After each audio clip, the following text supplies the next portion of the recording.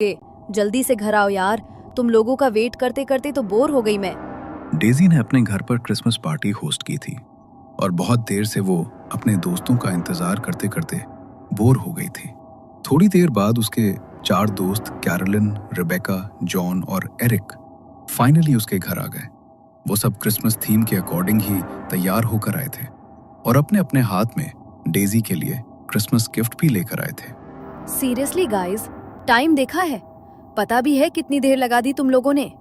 अरे यार चिल्ला मत, तुझे तो पता है फेस्टिवल के टाइम ट्रैफिक का क्या हाल होता है। रेंगते हुए आए हैं हम लोग, और फिर तेरा फेवरेट केक लिए बिना कैसे आते? बेचारा एरिक 2 घंटे लाइन में लगा रहा सिर्फ इस केक के लिए। Oh, thank you so much Eric, so sweet of you. बस बस, अब थैंक यू और इमोशन साइड में रखो। बोर हो रहे हैं यार, कुछ इंटरेस्टिंग करो। म्यूजिक लगाओ, थोड़ा डांस वांस हो जाए। हाँ हाँ, क्यों नहीं। एरिक, तुम म्यूजिक कनेक्ट करो, तब तक मैं किचन से तुम लोगों के लिए कुछ खाने को लाती हूँ। एरिक ने वॉल्यूम बढ़ाया और पार्टी का माहौल बनने लगा। डेजी किचन में चली गई। उसने ओवन से गर्मा गर्म पफ पेस्ट्री निकाली। खुशबू पूरे किचन में फैल गई थी। वो उन्हें प्लेट में लगा ही रही थी कि तभी है, इतनी रात का मेरे किचन की खिड़की कौन खटखटा रहा है? ये पड़ोस के बच्चे भी ना चैन से जीने नहीं देंगे। डेजी ने खिड़की से बाहर झांका, लेकिन वहां कोई नहीं था, सिर्फ गहरा अंधेरा। उसे लगा शायद वहम होगा, लेकिन तभी हद है यार, अभी बताती हूँ इनको, बहुत हो गया मजाक। डेजी ने गुस्से में खिड़की का लॉक खोला। बाहर देखा तो कोई भी नहीं था। ठंडी हवा का एक झोंका अंदर आया। डेजी के रोंगटे खड़े हो गए। अगर बाहर कोई नहीं है तो खटखटा कौन रहा था? वो घबराकर खिड़की बंद करने ही वाली थी कि अचानक अंधेरे में खिड़की के बिल्कुल पास उसे एक चेहरा दिखा। सांता क्लॉज के कपड़ों में एक आदमी जो उसे घूर रहा था। पलक झपकते ही वो चेहरा गायब हो गया। तभी डेजी की चीख सुनकर कैरोलिन भागते हुए किचन में आई। डेजी, क्या हुआ? तुम चिल्लाई क्यों? सब ठीक तो है? हाँ, मैं ठीक हूँ। वो बस तुम प्लीज ये खिड़की बंद कर दो जल्दी। मैं पेस्ट्री लेकर बाहर चलती हूँ। Okay, relax. कैरोलिन ने खिड़की अच्छे से लॉक कर दी और दोनों ड्राइंग रूम में आ गई। अभी सब सोफे पर बैठे ही थे और माहौल थोड़ा नॉर्मल हुआ ही था कि वो आवाज सुनते ही डेजी के हाथ से प्लेट लगभग छूटते छूटते बची। उसका चेहरा सफेद पड़ गया। अरे क्या हो गया तुझे? भूत देख लिया क्या? दरवाजा ही तो नॉक हुआ है, इतना क्यों डर रही है? कुछ नहीं, वो अचानक आवाज आई तो मैं डर गई। जॉन, प्लीज एक बार पीप होल से देखो ना कौन है, प्लीज। मैं देखूं? कमाल है यार डेजी, तू भी ना। अच्छा रुक, देखता हूँ कौन है। जॉन मस्ती में चलते हुए दरवाजे तक गया। उसने पीप होल से आंख लगाकर बाहर देखा। बाहर वही आदमी खड़ा था, लाल कपड़ों में, लंबी सफेद दाढ़ी। वही सैंटा जिसे डेजी ने खिड़की पर देखा था। देखा तुमने? कौन है बाहर? अरे अपना सैंटा है भाई।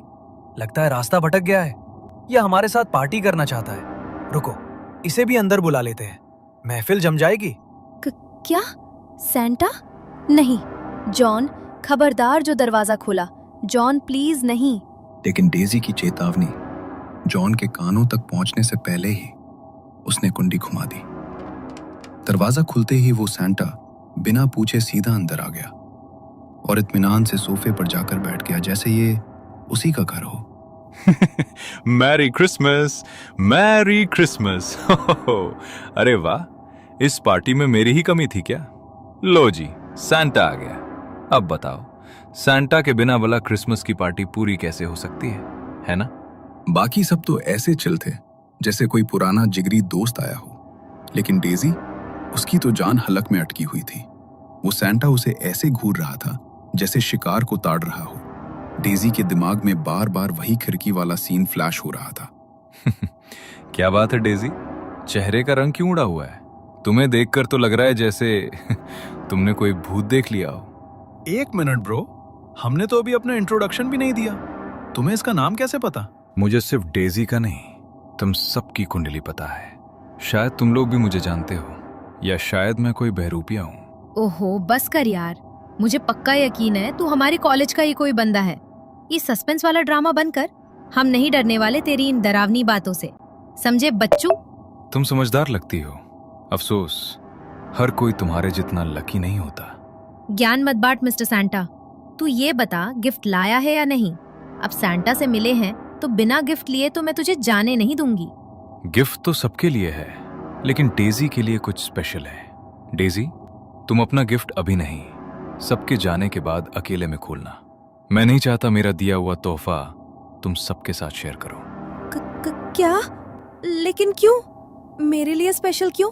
मैं तो तुम्हें जानती भी नहीं हूँ यार। जानती हो, बहुत अच्छे से जानती हो, और मैं भी तुम्हें रग रग से जानता हूँ। बस अभी पहचान नहीं पा रही हो, लेकिन थोड़ी देर में सब याद आ जाएगा। अरे बस कर सेंटा भाई, क्यों बेचारी की जान ले रहा है? वैसे भी ये घर में अकेली रहती है, फट्टू है थोड़ी। तू चला जाएगा फिर ये रात भर हमें कॉल कर करके पका देगी कि मुझे डर लग रहा है। अरे तुम लोग कितनी बकबक करते हो यार। बातों के चक्कर में मैं अपना गिफ्ट भूल जाऊं क्या? लाओ सैंटा, जल्दी निकालो मेरा गिफ्ट। सैंटा ने अपने थैले से एक एक करके गिफ्ट्स निकाले और कैरोलिन, जॉन और एरिक को दे दिए। सब खुश थे, लेकिन फिर उसने बैग के सबसे नीचे से एक बड़ा सा बॉक्स निकाला। उसका रैपिंग पेपर बहुत पुराना और गंदा लग रहा था, जैसे सालों से कहीं पड़ा हो, और उसमें से एक अजीब सी सड़ी हुई बदबू आ रही थी। छी, ये कैसी गंदी स्मेल आ रही है इसमें से। तुम मेरे साथ कोई भद्दा मजाक कर रहे हो क्या? सीरियसली, मुझे ये सब बिल्कुल अच्छा नहीं लग रहा। डेजी, तुम्हारे अंदर यही कमी है, पेशेंस नहीं है तुम में। वो कहावत नहीं सुनी, डोंट जज a book by its cover. लिफाफा गंदा है तो क्या हुआ, अंदर का गिफ्ट तो वही है जिसकी तुम हकदार हो, जो तुम डिजर्व करती हो। लो भाई डेजी, लगता है ये सेंटा तुझे कुछ ज्यादा ही अच्छे से जानता है। इसे पता है तेरी असलियत क्या है। गाइस, सीरियसली बताओ, ये तुम लोगों का ही कोई प्रैंक है ना? तुम ही लाए हो ना इसे अपने साथ? अरे नहीं पगली, हम लाते तो तुझे बता नहीं देते, और हम ऐसे किसी अजीब नमूने को क्यों लाएंगे? वैसे thank you mister Santa gift के लिए। You are welcome, you are welcome. अच्छा, मेरा काम हो गया। तुम सबसे अगले साल मुलाकात होगी, और डेजी तुमसे बहुत जल्द। क्या जल्द मतलब? डेजी कुछ पूछ पाती, इससे पहले ही वो अजीब सा सेंटा अपनी डरावनी हंसी के साथ अंधेरे में बाहर निकल गया। उसके जाने के बाद थोड़ी देर तो सबने हंसी मजाक किया, लेकिन डेजी का दिल जोर जोर से धड़क रहा था। उसका पूरा ध्यान बस उस सेंटा की बातों पर था। कुछ देर बाद पार्टी खत्म हुई और दोस्त भी बाय बाय करके निकल गए। जैसे ही सन्नाटा छाया, डेजी का डर दुगुना हो गया। अब वो उस घर में बिल्कुल अकेली थी। सामने वो बदबूदार गिफ्ट रखा था और कानों में सेंटा की आवाज गूंज रही थी, अकेले में खोलना। आखिर कौन था वो सेंटा, और इस गिफ्ट में ऐसा क्या है जो वो अकेले में खोलने को बोल गया? यहाँ हॉल में बैठकर तो मुझे बहुत अजीब लग रहा है। एक काम करती हूँ, इसे रूम में ले जाती हूँ, वहीं खोलूंगी। डेजी वो भारी भरकम बॉक्स लेकर अपने बेडरूम में आ गई। कमरे में सन्नाटा था। उसने बेड पर बैठकर कांपते हाथों से रैपिंग पेपर फाड़ना शुरू किया। जैसे ही उसने बॉक्स का ढक्कन हटाया, डेजी की आंखें फटी की फटी रह गईं। उसकी चीख गले में ही अटक गई। उस बॉक्स के अंदर कोई तोहफा नहीं था, बल्कि उसी सेंटा का कटा हुआ सिर रखा था। और सबसे डरावनी बात, उस कटे हुए सिर के चेहरे पर अभी भी वही शैतानी मुस्कान थी। नहीं नहीं। डेजी ने झटके से वो बॉक्स दूर फेंक दिया। वो लुढ़कता हुआ कोने में जा गिरा। डेजी डर के मारे बेड पर पीछे खिसकी और खुद को चादर में छिपा लिया। उसका पूरा शरीर पसीने से भीग चुका था। तभी ये क्या हो रहा है मेरे साथ? मैं पक्का कोई बुरा सपना देख रही हूँ। प्लीज भगवान, ये सपना हो, बस नींद खुल जाए मेरी। नो डेजी, ये कोई सपना नहीं है, ये हकीकत है मेरी प्यारी डेजी। मैंने कहा था ना, गिफ्ट में तुम्हें वही मिलेगा जो तुम डिजर्व करती हो। अचानक खिड़की का कांच चकनाचूर होकर फर्श पर बिखर गया। एक तेज चुभने वाली सीटी जैसी आवाज डेजी के कानों में गूंजने लगी, जैसे उसके कान फट जाएंगे। उसने दर्द से कान बंद कर लिए। तभी उसे महसूस हुआ कि कमरे का तापमान गिर गया है और वहां कोई और भी है। डेजी ने डरते डरते आंखें खोली। सामने वही सेंटा खड़ा था, गर्दन अजीब तरह से टेढ़ी किए हुए, और वो उसे देखकर भयानक तरीके से हंस रहा था। डेजी अपनी जान बचाने के लिए पीछे खिसकी, लेकिन सेंटा धीरे धीरे आगे बढ़ रहा था। तभी डेजी का हाथ साइड टेबल पर लगा और वहां रखी एक फोटो फ्रेम गिरकर टूट गई। डेजी की नजर टूटी हुई तस्वीर पर पड़ी। वो उसके बड़े भाई की तस्वीर थी। भैया? बिल्कुल सही पहचाना, तेरा सौतेला बड़ा भैया। वैसे सच में पहचान लिया या फोटो गिरने से याद आई मेरी? क्या तुम मेरे भैया नहीं हो सकते। भैया की मौत तो 1 साल पहले हो चुकी है। तुम झूठ बोल रहे हो। मैं पुलिस को बुलाऊंगी। दूर रहो मुझसे। अरे अरे, मेरी प्यारी सौतेली बहन, लगता है बड़ा अफसोस है तुम्हें मेरी मौत का। लेकिन शायद तुम एक छोटी सी बात भूल रही हो डेजी।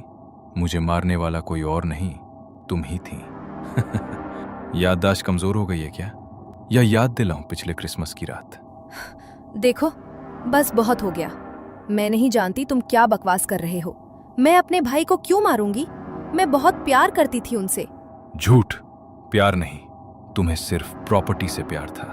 तुम्हें मेरे हिस्से की दौलत चाहिए थी और मुझे रास्ते से हटाए बिना वो मुमकिन नहीं था। इसलिए तुमने मेरी गाड़ी के ब्रेक फेल करवा दिए।